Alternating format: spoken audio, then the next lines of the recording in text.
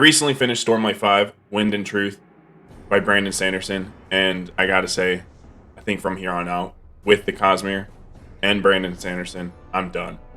Uh-oh, retard alert! Retard alert, class! Presenting the Short Bus Veteran!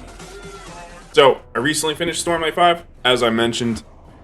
I want to talk about it, and I'm going to be doing a review on another channel that I run, Iron Seas. Link for that below. A full review of that will be coming out in a day or two with the Ultimate Kahuna. So I just wanted to cover a few of my thoughts overall with the Cosmere and Sanderson as where we are right now after Stormlight 5. I'm not going to really review this book in this video. I am going to discuss it a little bit of what it pertains to, what I want to say. There's been a downhill trend with the Sanderson books, and I think there's a reason for it. And I think it's a reason that nobody really wants to talk about, mostly because saying this comes off a little cringe.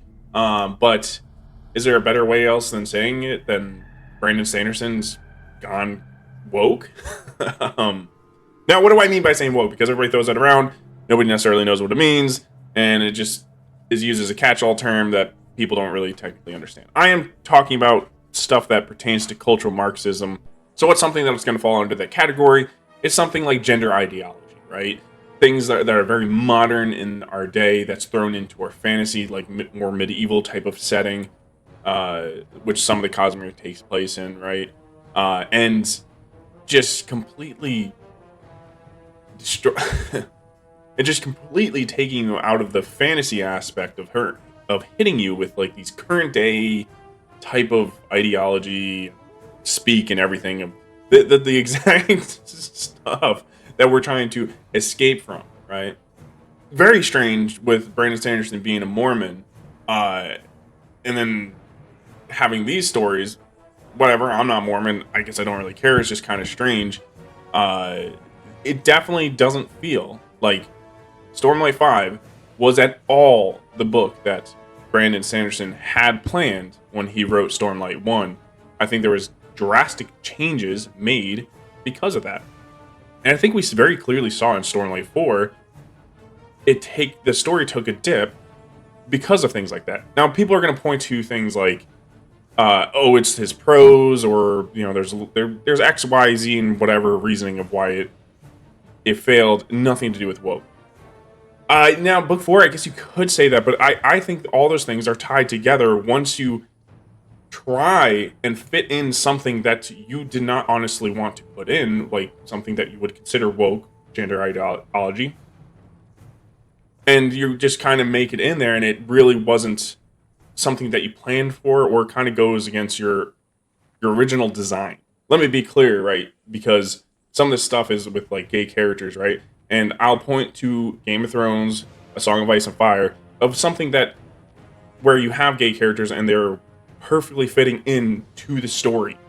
And in this, it's in Stormlight is thrown in there to be there, and it doesn't fit very specifically, right? And the Renalan or whatever, the younger brother of the Colins, pretty major character, and he's kind of hinted at to be very major in future stories. I don't think that there was ever a plan to have him be gay, and I think Sanderson took this opportunity to make him gay because he's a little weird, and it kind of feels like authors like Sanderson are like, oh, if they're weird, they must be gay or queer or something, right? But no, I don't think that like, look, if he's gonna be gay, you can't also have like this culture that's built around in Roshar, in Stormlight, just be like, oh yeah, we don't care because we're all just non-bigoted people, right? And it's like, well, okay, you guys have a political system that's set up like similar to ours, where it's marriage is very much for political gain. It's set up with that with Adolin, the older son, Shallan. There's a bunch of different types of marriages that happen for, you know, political gain, very similar to our own world. So that's something that's established there. And then you have your second son, right? And in this world, people die, right? Adolin, your first son, might die. And they're king of a, you know, they're they're royalty to this big land. So if you know, you're likely to lose a son, that means your second son probably also important.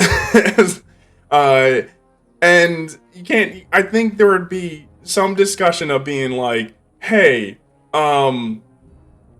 we like there would be some sort of loss of trust and confidence in the Renalan or something like that, or something with the people being upset that he's gay, and then therefore their land is going to potentially not prosper as much because they can't have a marriage for legal for political gain. It feels weird that, you know, we're not going to have Dalinar be bigoted, so he's going to be accepting for the most part of his son being gay. It's like, you're not even gonna like mention it, like, hey son, like I need you to like start looking at Punani. I don't care if you think it's icky or whatever. I gotta marry you off to somebody, maybe those Asian people, then that's a race in the book. So we can maybe make some niceties with them. So I don't know.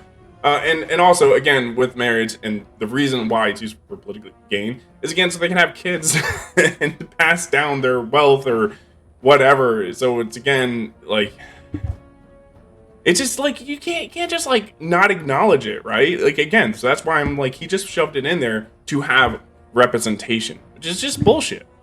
But the thing is that the overall quality and everything like that, I think, did suffer because of changes that were needed to be made in order to allow stuff like this to occur in the story for political reasons, for woke reasons, like I mentioned.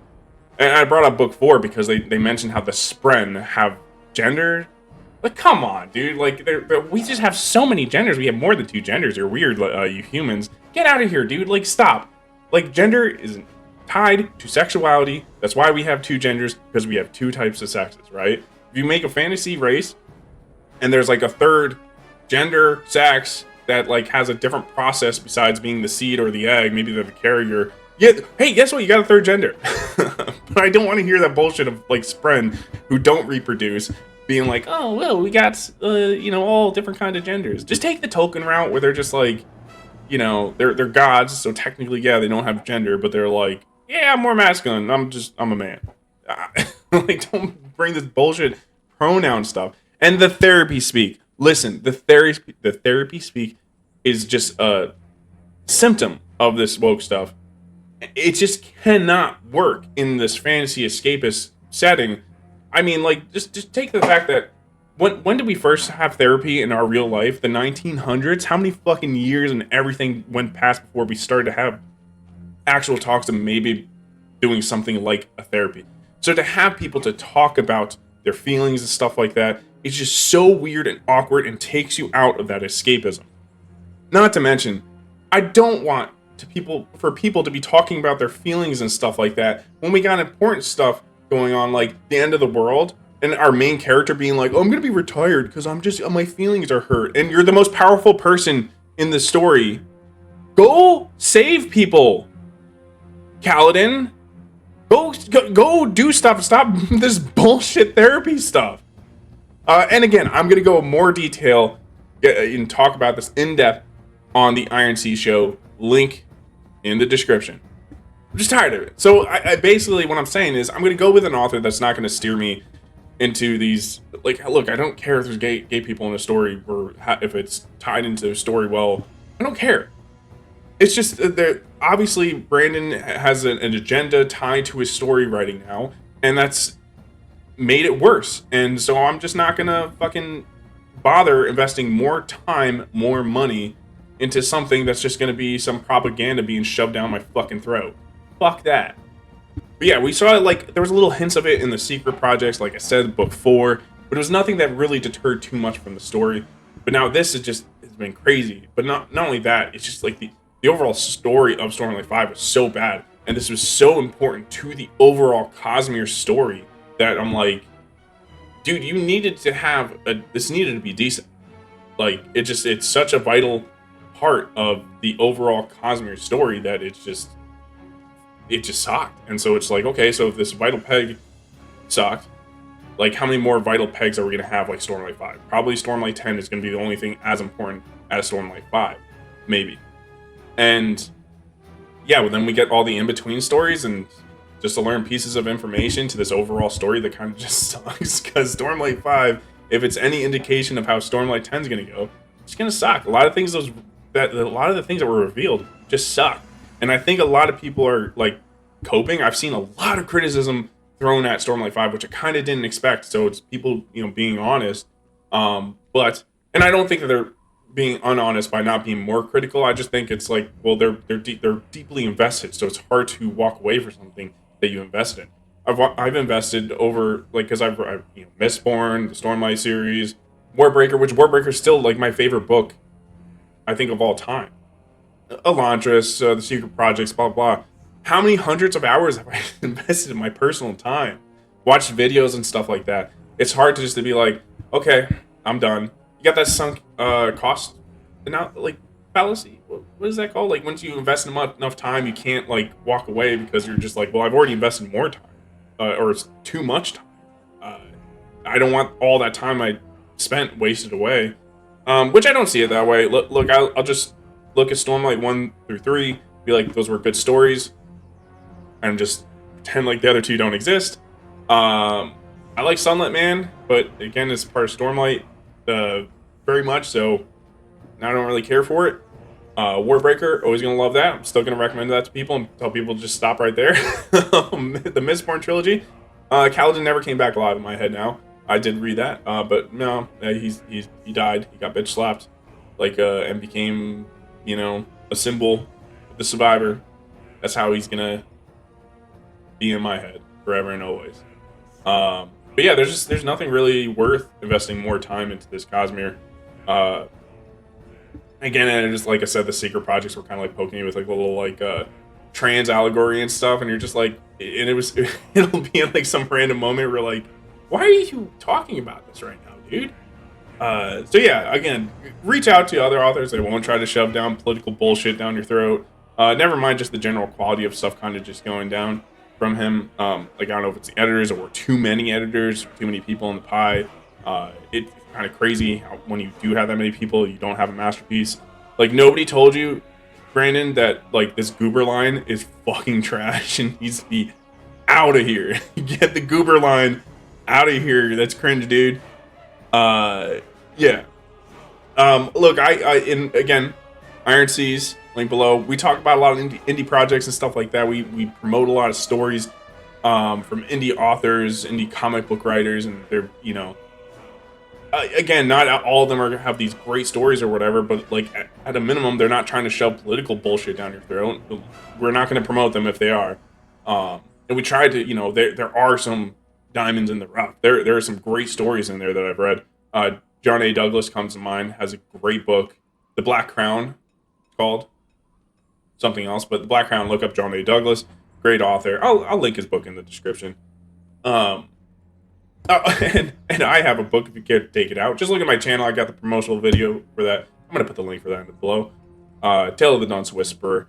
If you want a laugh, and I will make you laugh, unlike Brandon, who sometimes he has jokes to land, but like, man, he really tries to be funny and just the Goober line. If you know the Goober line, if you read the book, you know what I'm talking about. Just stop, dude. But yeah, there's other authors, there's other people that are more worth my time investing, and I always highly recommend anyone to not bother wasting or investing any time into somebody that's going to waste your time by focusing on trying to shove their political nonsense bullshit down your fucking throat, force feed it down you. Fuck that, fuck them, and thank you for watching my video if you have this far. Appreciate it, but like, if you watch any of my videos, you are retarded, but that's okay because we're all retarded. It'll make sense. If you read my book, it'll make a lot of sense. But anyways, guys, please consider subscribing.